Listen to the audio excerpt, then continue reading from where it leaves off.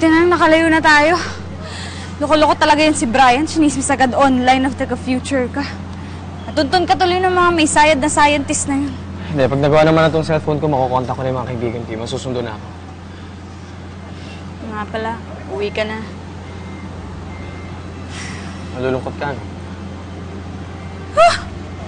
Ba't naman ako malulungkot? Ano ka ba? Baka kasi mamiss mo ako. At bakit kita mamimiss? Boyfriend ba kita, ha? Asyumerong to. Sa pag-alis ko dito, huwag mo hahayaang lokohin kang ibang tao, ha? Dahil wala kang boyfriend. Tandaan mo yung sinasabi ko sa'yo yung perfect timing. Ayoko na. Bahala na. Uy! True love waits, okay?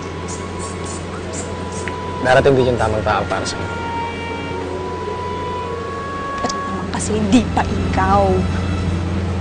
Ano? Sabi ko, mag-ingat ka sa future. Sa mga pagkakataong ito, Dear Uge, feel na feel ko nang nahulog na nga ako ng bonggang-bongga. Pero sana, saluhin niya ako.